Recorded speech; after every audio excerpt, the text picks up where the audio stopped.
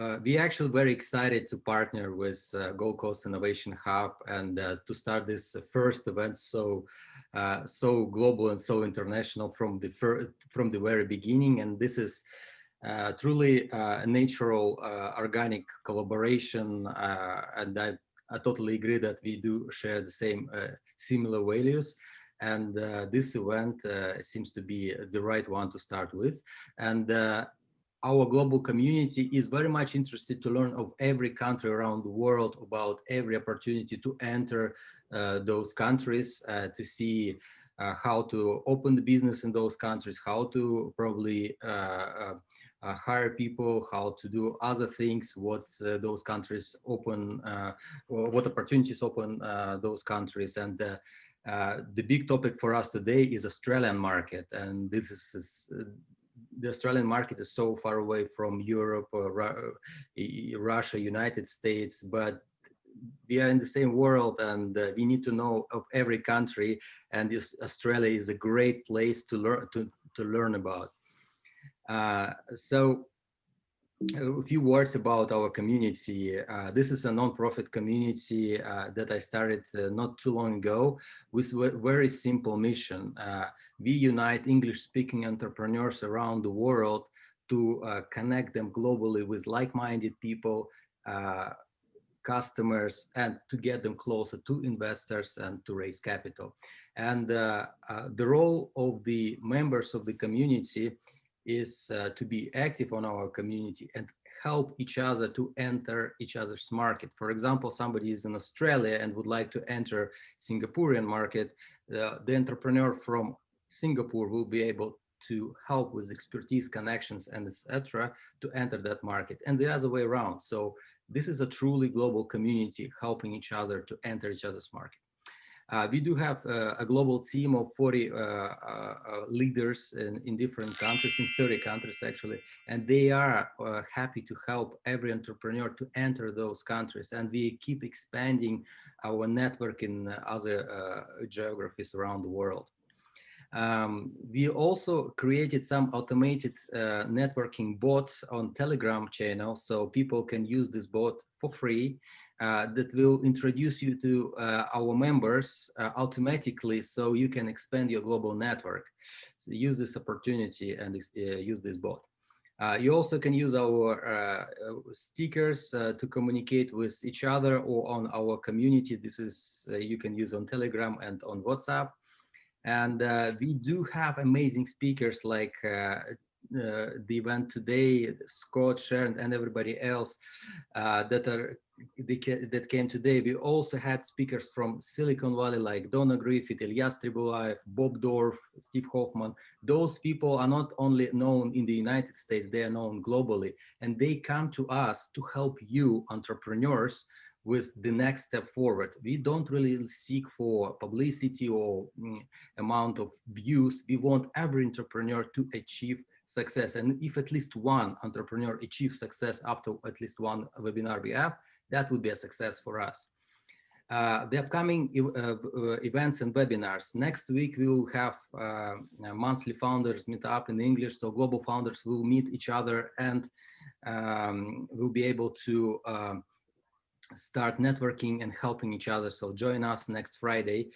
We'll have a startup ecosystem in Estonia webinar, and we will talk about how to enter Estonian market, and so using Estonia to enter European market. We also recently announced our collaboration with 500 startups in San Francisco, and we are starting our collaboration with the first webinar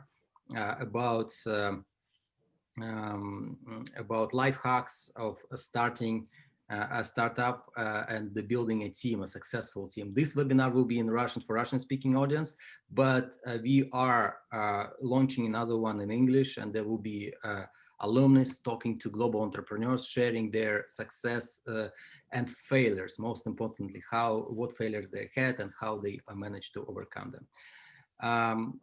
Join our events. This is the QR code to join our events on Eventbrite, on Facebook page, and so on.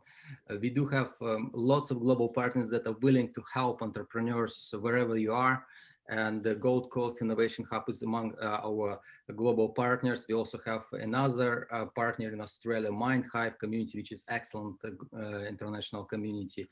And our partners located around the world. So use this opportunity. And on this note, I'm happy to pass the word to the rest of the team.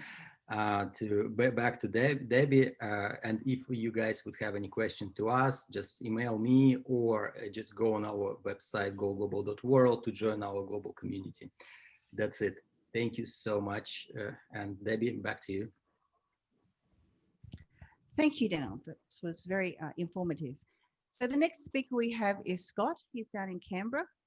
He's, as I mentioned before, he works for the Global Talent Department of Home Affairs down in Canberra. Canberra is our capital city in Australia. So I'll hand it over to you, Scott. Great, thanks, Debbie, and greetings to all wherever you are in the world, and hope you're all safe.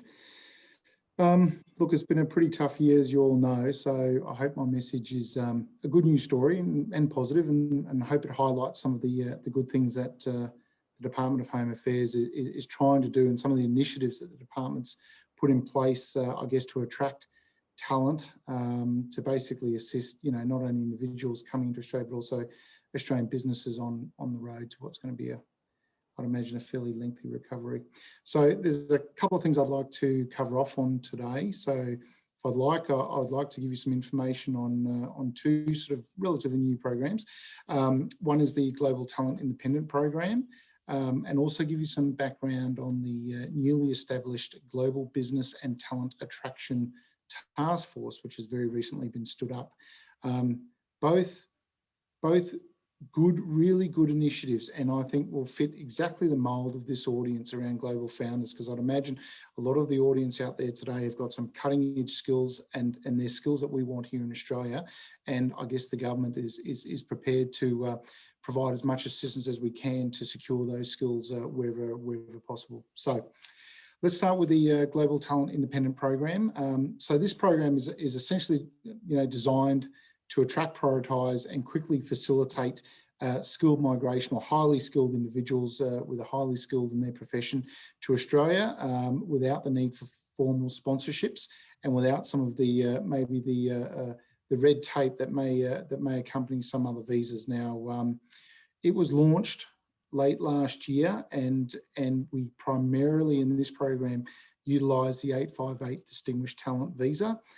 That's the pathway that we use, and the reason why we use that is because it allows us to grant an application very quickly for those people that meet the threshold in as little as 2 to 3 weeks in some cases, which, if you're aware of Australia's immigration programs and its permanent residency programs, getting permanent residence from zero to PR, as we call it, in 2 to 3 or 4 weeks is exceptional. So, but it is only for those people that meet that threshold. So I just need to caveat that. But look, to set the scene, I think, like many countries, we're now actively competing for global talent.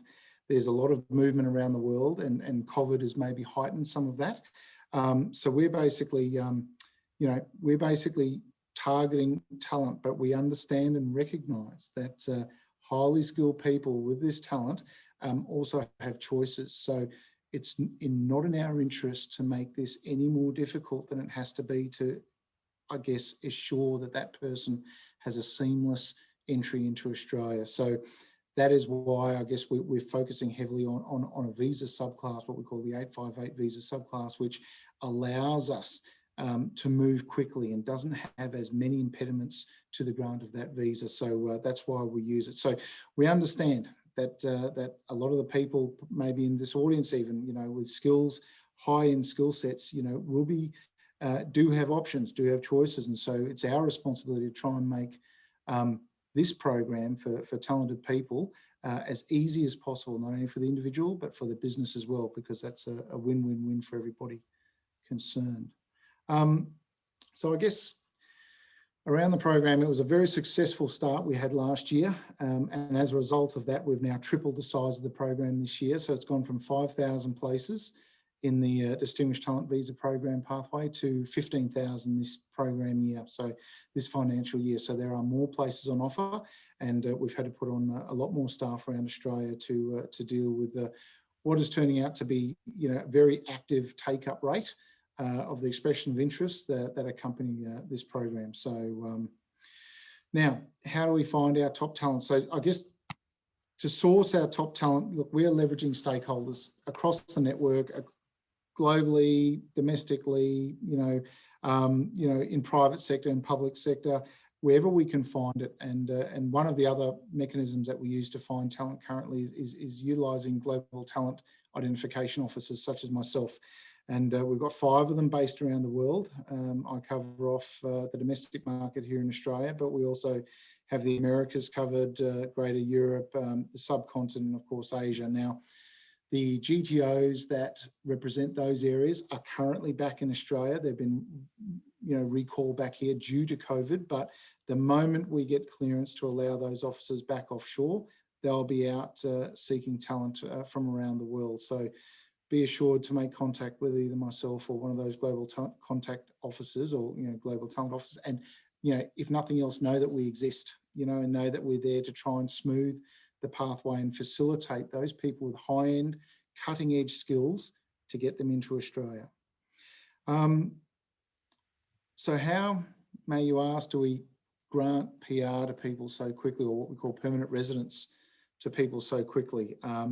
Well, we do that through what we call a ministerial direction. So the minister's given us some parameters to work within, including some sectors and some salary sectors, which allows us to basically prioritise those applications that come in who meet those sectors. So, you know, I guess I'll go through them now just very quickly, but it's essentially to get into the Global Talent Independent Program, you need to sort of follow a 2-step process. The first one being lodging an expression of interest. So we can see if you meet those thresholds of the minister, those initial thresholds. And then the second stage is to lodge a visa application, the 858, subclass 858 visa application. So let's have a look at what is required for the expression of interest. So there's basically 2 core components that we look at stage 1. That is an ability to earn the Fair Work Higher Income Threshold, as we call it here in Australia. And that's basically a salary of Australian dollars 153,600. Now, you don't have to earn that salary currently. It's basically an ability to earn. So you have to demonstrate to us that you have skill sets, cutting edge skill sets, and you're significant in the area of your expertise, that you are likely to earn that salary if you were to come to Australia. Now, the other critical one is the 7 sectors. So that's part 1 is the Fair Work Higher Income Threshold. Part 2 is being in one of 7 sectors, which our minister has identified as being critical to Australia's growth, where we need skills, and is also helpful for Australia's recovery. Now, those 7 sectors, and I'll bore you very quickly and just read them out to you in case they're sectors that hit your fields in your entrepreneur skills. But sector 1, ag tech, so agricultural technology. Sector 2, financial technology, so fintech. Sector 3 is our medical technology, or medtech. 4 is cybersecurity, which some of you may well be involved with. Number 5 is a sort of a catch-all: quantum information, advanced digital, data science and ICT. And number 6 is space and advanced manufacturing.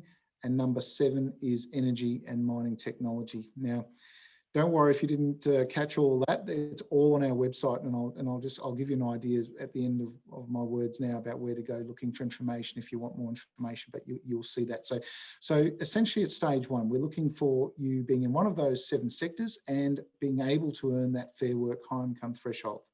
So say you meet those criteria, you're then able to lodge an expression of interest, and we've got offices and teams in Sydney, Western Australia, and here in Canberra, which will look at those expressions of interest. And then if we think prima facie that you meet those 2 criteria, as well as prima facie meeting the skill set threshold that we set at application stage, so then you'll be invited into the program. Now, being invited into the program means you'll get prioritised processing, and that essentially puts you in a priority pathway, which allows us to grant or to assess a visa application, which may in many cases take up to 2 years, to be done almost immediately, or at least the assessing component to be done immediately. I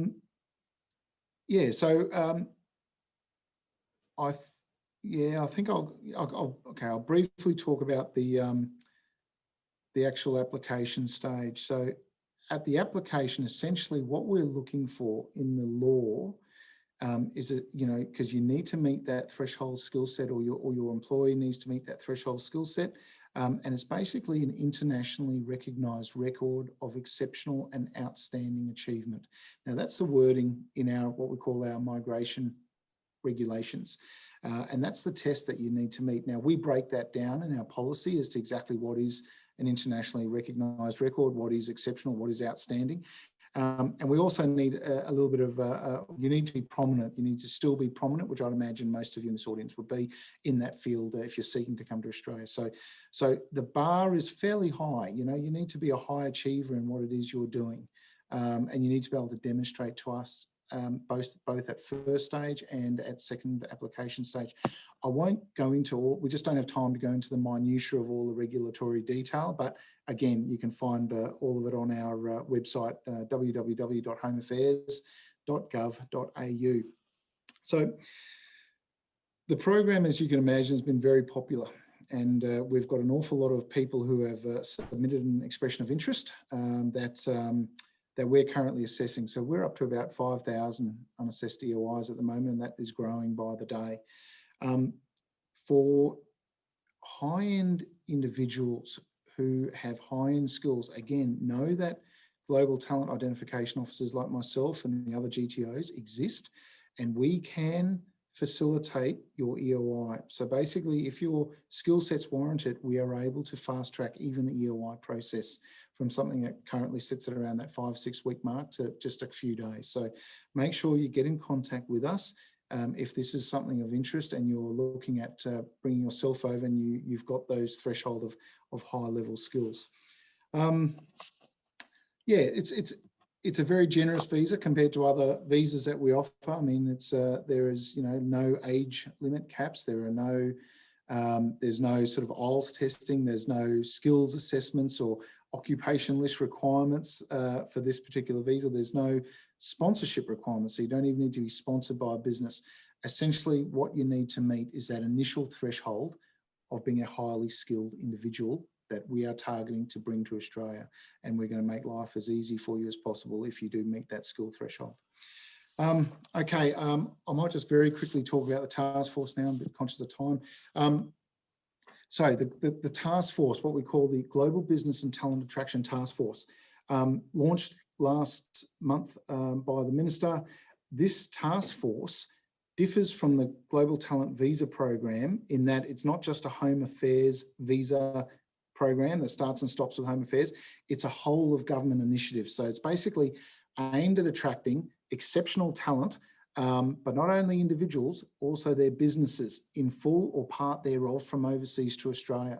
So what Australia is trying to do with this task force is it's trying to give an individual or a business person a one-stop single view window into what it will be required to move your business to Australia. So we're trying to make it as easy as possible and facilitate that wherever we think we can. Now, there are, again, some thresholds because it's a service that we can't provide to everybody. But so look, when thinking about the task force, think about the Global Talent Visa program that I spoke of earlier, probably raise the bar again, potentially include a business, potentially include part of a business, and significant investment into Australia. So as we say here, it's sort of, think of the task force as being made up of federal and state and territory departments and agencies that will work together to support an individual or a business through the lifetime of their progression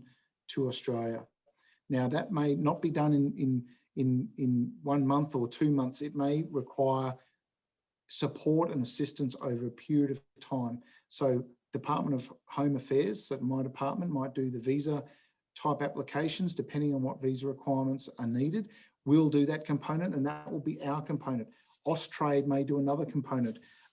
DFAT, Department of Foreign Affairs and Trade, might do another component, and on it goes. And also the state and territory officers, very importantly, provide a key link and are secondees into the task force, and also provide key information to individuals wanting to move their business. So think of the task force as providing a bespoke experience, so tailoring what it is we need to get you and your business to Australia. So now there are some thresholds there. Now we as I said, we can't provide this service to everybody. As you can imagine, it is basically targeting the very high marquee end of business overseas.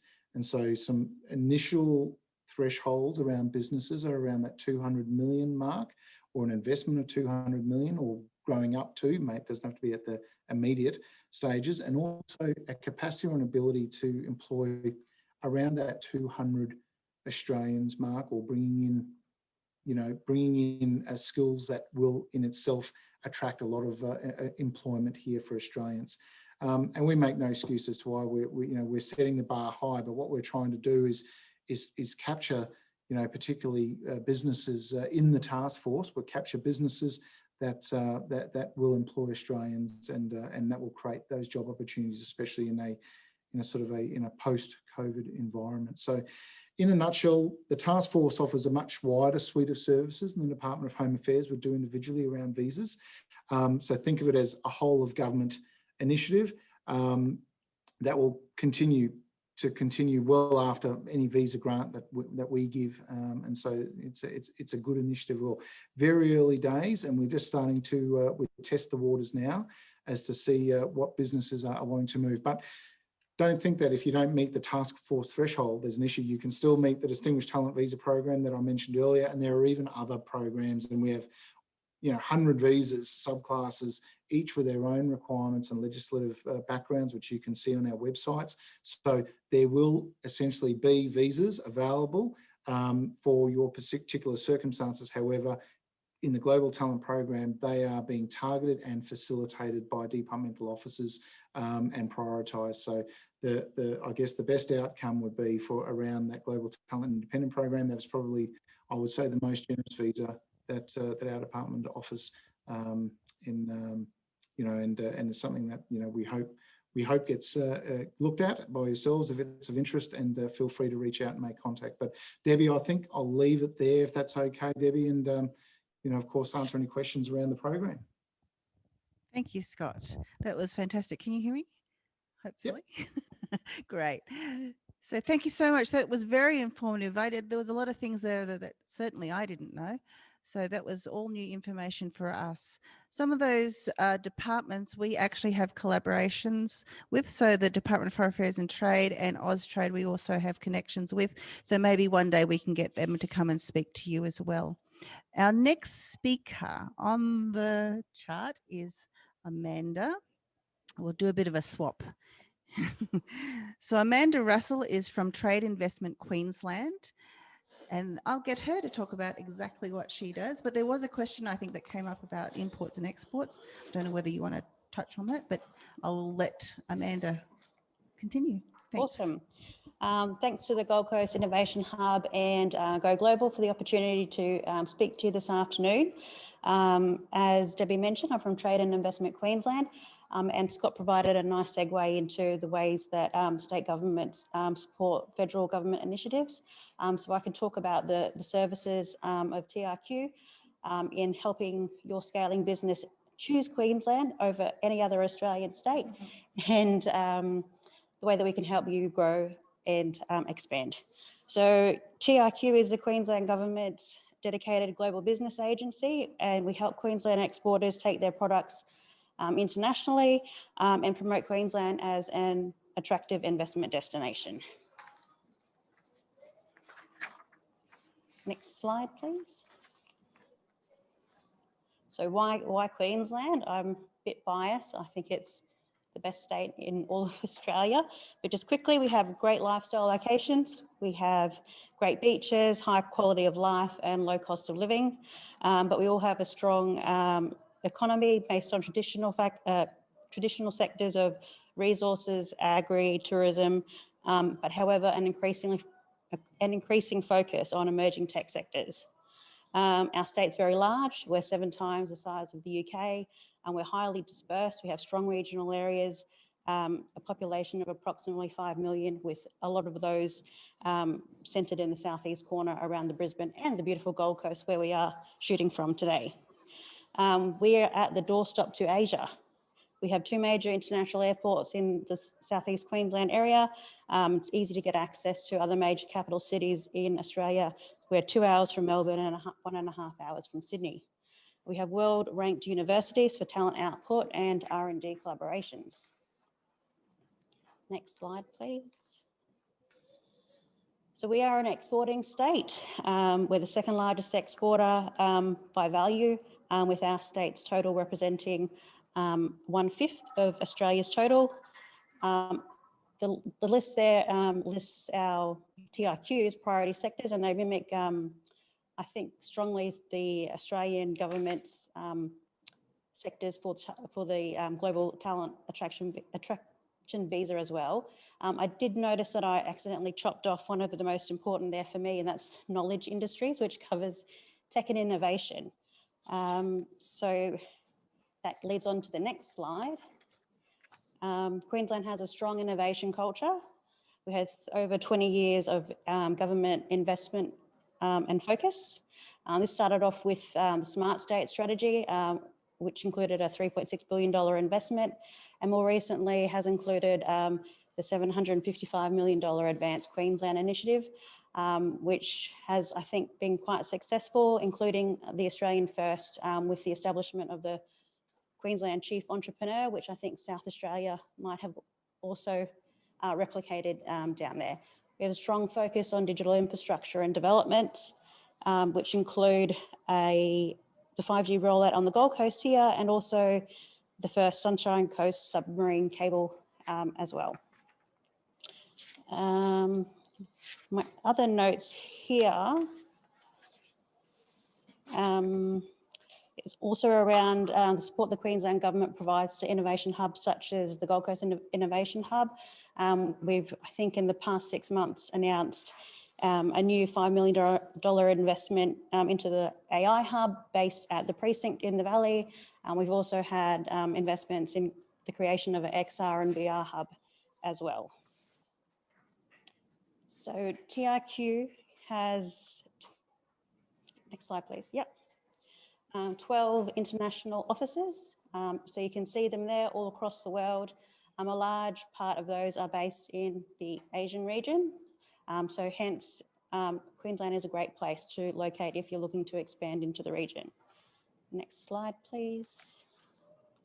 We also have 8 dedicated offices throughout the region, ranging from Cairns, Far North Queensland, all the way through down to Rockhampton, Brisbane, and then out to Ipswich and Toowoomba. Now, I'll start with the support we provide for investors. Recently, there was the appointment of a Brisbane-based Global Investment Commissioner.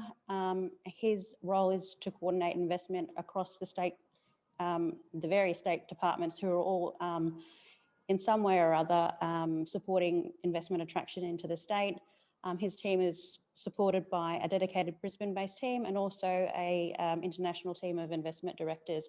I think we have investment directors in New York, in Japan, Korea, London, and Singapore. And within that investment attraction unit, they have extensive knowledge of the Queensland investment environment and substantial experience in helping international investors invest in and work with local companies. So the types of services that we help investors, and by investors, this could mean your business that's ready to scale into Australia. We would provide detailed industry knowledge and business costs to you to help you make the decision to hopefully choose Queensland as a place that you'd like to establish. We can arrange site visits when you're out to visit. We can facilitate introductions to industry and service providers, providing a very important liaison point between the various stakeholders, whether it be local government, state government, and also federal, if you're not already connected, and also to stakeholders such as Gold Coast Innovation Hub and other centres up the state. Next slide, please. So in terms of, again, from an investment perspective, why Queensland? We in general have less competition than other states for tech talent and access to business development partnerships. We have the lowest payroll taxes and tech talent. You know, a lot of companies who even have their headquarters based in Sydney and Melbourne often have their tech operations set up in Queensland. And I think the draw is really on that high quality of life and low cost of living. Next slide, please. So as Scott mentioned, it's not just about your journey to get you here, but once you're a Queensland business, we're more than happy to, once you've established a market here, then to take you global as well, and leveraging our international network to help you on that journey. So I'll just quickly touch on here how we help exporters. So if you're not export ready, it's not like we, you know, dust our hands off and say we can't help you. We'll do whatever we can to refer you on to relevant information sources or organisations that can help you get export ready. If you are export ready, next slide please. TIQ will allocate you a dedicated client resource manager who will be your point of contact through your export journey with TIQ.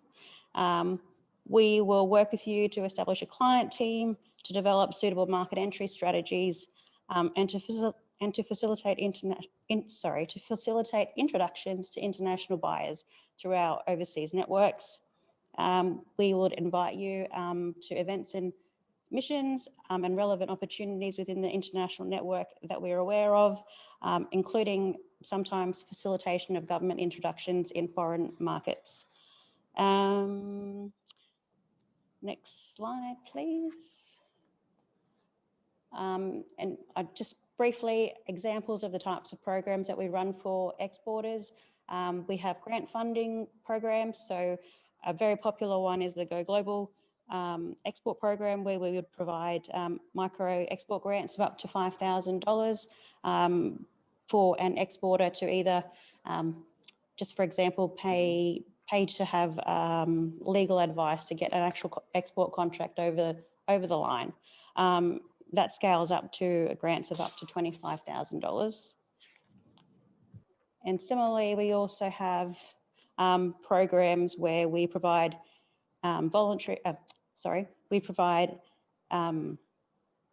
funding to your international travel, as well as in-kind support with developing travel programs to connect you to the right people when you're looking to expand. So that's it in a nutshell. That's what TIQ does. Happy to take any questions. And if you'd like any further information, our website is www.tiq.qld.gov.au. But I'm happy to share my contact details if you'd like to reach out for any further information. Thank you, Amanda. I think I saw a couple of questions up there. So maybe if, Dimitri, if you could bring them up.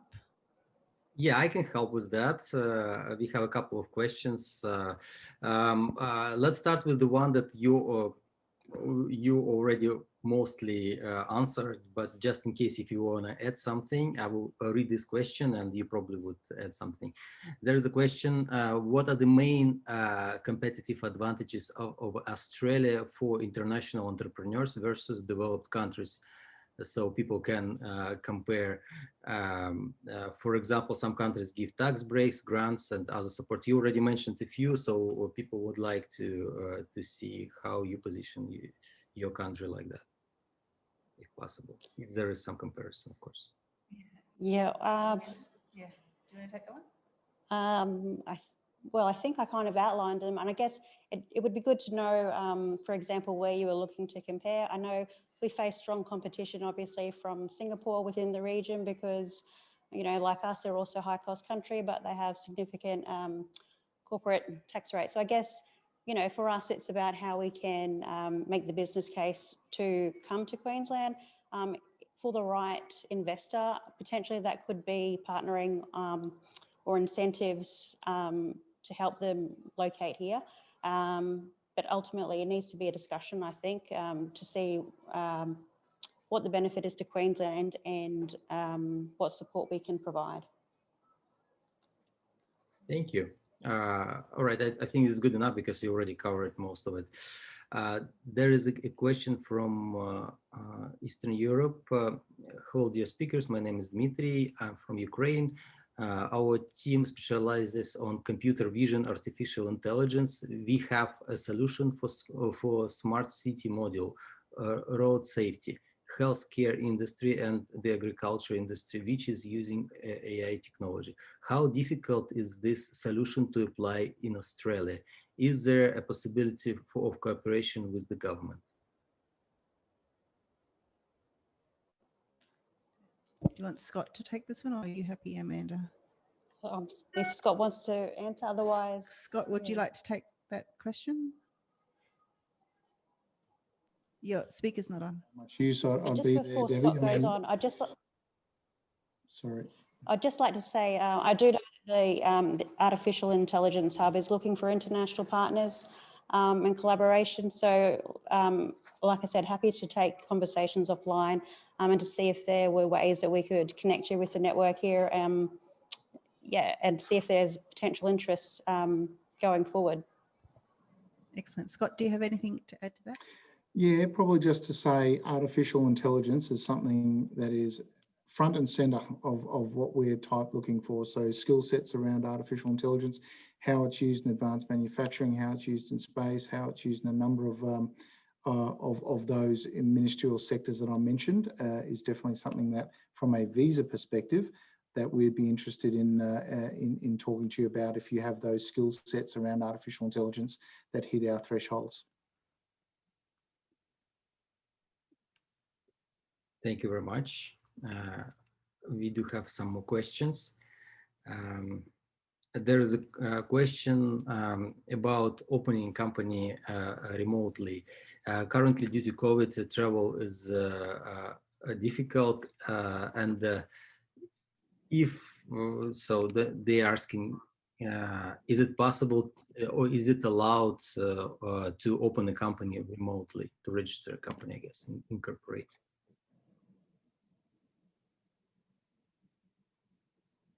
Hello?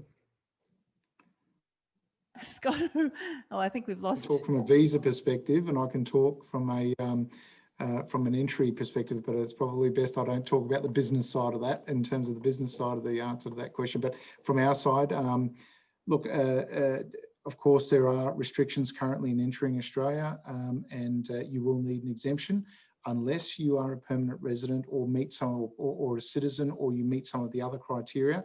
And that's why that Global Talent Independent Visa, again, is a valuable visa, because it allows direct permanent residency, which allows you entry into Australia. So whereas some of the temporary visas that we have, you of course, what we call our border force department will assess exemptions and access any applications for exemptions along those lines. But as we all know, it is difficult for temporary visa holders in some cases, especially if they're on tourist type visas, to enter Australia at this time. It will take some time, and the obvious reason for that is COVID. Thank you. Thank you. For the audience, please type your questions in Q&A section. And if anyone wants to ask the question verbally, just raise your hand and we'll let you speak. We have another question. What requirements do you have for small and medium enterprise businesses wanting to land business in Queensland? Are there any threshold on revenue growth and growth plans, etc.? Amanda? Sorry, can I have that question again? Sorry for my accent. I'll just try to. No. What requirements do you have for SME businesses wanting to land business in Queensland? Are there any threshold on revenue, growth plans, and etc.? I don't think we have like a minimum threshold. Like companies, we're all about obviously attracting talent and also creating jobs for Queenslanders as well. So as long as, you know, you're going to come to Queensland, potentially employ a couple of people, grow your business, bring your expertise, that's all positives for Queensland. Thank you. Thank you. Another question we have about incorporating the company in Australia. To meet all these requirements, do entrepreneurs need to have headquarters in Australia? And do they have to move IPs, intellectual property, to Australia? Scott, can you answer that one, please? Is it required to move IPs? Not sure. I think that might be an ATO question. Scott, sorry, your microphone. Oh, we can't hear you, Scott. Your microphone, Scott. There we go. Yeah, no, that's probably outside of my lane, that one, in terms of it won't affect any visa requirements. But I mean, all I can really say is that we have hundreds of visas, or certainly close to, and each one of them has a list of lawful regulations that must be met before we can grant anybody a visa.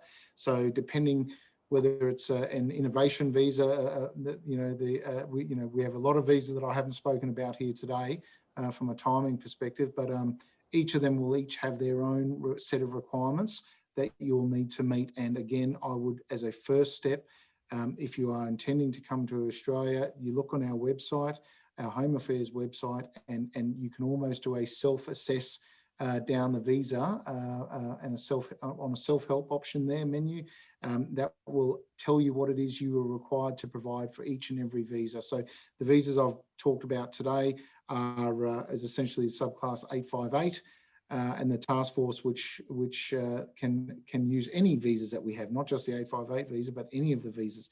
Now in this, just for the audience there, the other ones that spring to mind, we also have what we call a global talent employer sponsored. So the previous one that I spoke about was global talent independent, and that was a permanent visa. We also have what's called a global talent employer sponsored visa, which has two streams, and it has a startup stream and has an established business stream. And it has different requirements for each one of those, and it involves a labour agreement, involves sponsorship here in Australia, but too complex for me to go into now, but know that these products are out there. So it's about finding the right visa that suits your situation. And there is a lot of information on our website. So please have a look there. Thanks, Scott. Thank you. I have a few more questions. Could you please elaborate on investment activity in Australia and also conferences activities in Australia for startups? Amanda, do you want to take that one? Was that around conferences, investment conferences? There are two questions. First, could you please elaborate on investment, venture capital investment activity for startups in Australia? And also, what is the conference activity for startups in Australia? I can only speak about Queensland, but we have a very active innovation sector here in Queensland and probably elsewhere all across Australia as well. But maybe Sharon, would you like to? Yeah, I think Sharon could probably answer that one. Oh, okay. From an investment perspective, we do have quite a strong investment sector and a growing investment sector. At the moment, the angel investment sector is really quite strong for startups, and the VC sector is growing. We've seen some really positive investments into startups, and it doesn't really during COVID. So particularly for technology-based startups. So there's a lot of activity going on. The Innovation Hub is connected with a variety of different venture capital firms and angel investment groups, and can obviously help to facilitate conversations there. Yeah, and there was the other part of the question about conference activities. So I guess this relates to startup conferences that are happening in San Francisco in Europe. Do you guys have startup conferences on specific topics like AI or anything else? Yeah, absolutely. There are lots of conferences that sort of occur across Australia. In the last year, most of them have been conducted online, moved to virtual conferences. In Queensland here, the biggest one that we usually run is something called CODE, QODE. That is an investment and startup conference that usually runs around about April each year. There is also so South Start, which is the Adelaide-based startup conference, has just finished.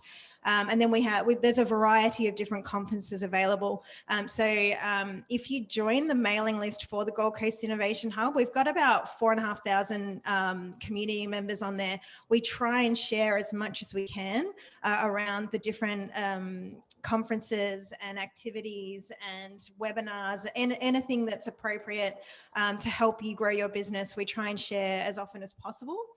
So anyone can feel free to sign up via our website and receive our newsletters to see what's going on. And we will be happy to share all this information with all the participants who registered for today's event, of course. So just feel free to send it to us and we'll spread the information among the participants. And there is one final question. It's a little bit general. So I think this entrepreneur is trying to figure out what are the export opportunities for Australia. If you could elaborate what's honestly as in yeah, they want to understand what are the good opportunities for exporting products into Australia. Correct. What are we looking for in Australia? I think this is what they mean. Yeah, it's a very general question. Yeah, but if you may. Yeah. All right. Well, if you look at it, I mean, I'm going to give a very general answer. So if you look at Australia as a continent, we have, we've got a lot of agricultural activity. So if you are developing anything in the ag tech sector, then absolutely you should be looking to Australia, and same with the mining sector. You know, an awful lot of minerals and mining exports come from Australia. If you are creating software and technology that helps to streamline, lower costs, improve production and those sorts of facilities, then absolutely you should look at Australia. Advanced manufacturing is also a really strong focus, especially in the last sort of 12 months or so. And again, sort of AI technologies, things that help with automation of and also things that can help with sort of, we're a very large country. We have a lot of surface area, things that can help with remote telecommunications and things like that as well. You should be looking to Australia for with those sorts of technologies and solutions. Thank you very much. I think we have no more questions. Then probably we may start closing the session, and I would just give the word back to you, Debbie, and we may also let the speakers to give final words of wisdom to entrepreneurs from around the world. Just yes. Thank you. I want to say thank you to Daniel. Thank you to, you can't see him, but Dimitri is here helping us. He's your Australian Go Global World Ambassador. He's doing all the tech stuff at the moment. For me, I just want to say to everyone else around the world, this year has been very difficult. I know a lot of your countries are having a second wave of COVID, and you're facing restrictions. We are very lucky in Australia. We actually have no community-based COVID at the moment. We've been free for 28 days. Well, 28 days in Victoria. Queensland's we've had months of no COVID. So we've got a very good Prime Minister that locked the doors and didn't let anyone in.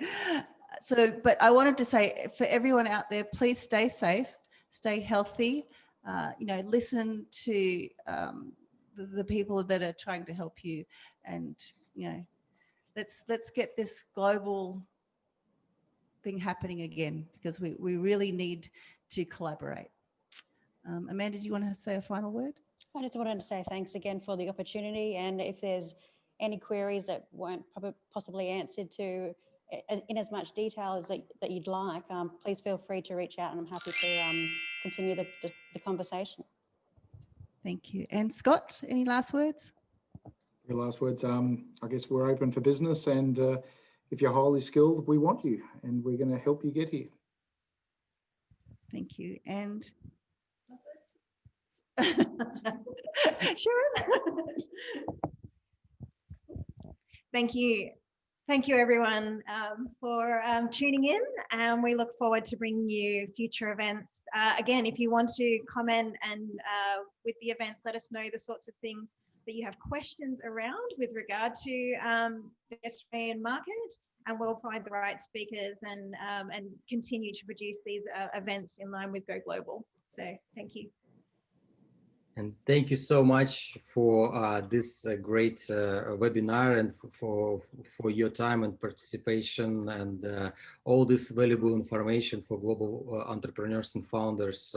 So this market is very important for entrepreneurs, and these steps you guys shared is another step forward for entrepreneurs to come into Australian market. So I'm hoping this will be a next step forward for them, and we'll be happy to connect with you, with anyone else you would be thinking that would be the relevant people for entrepreneurs.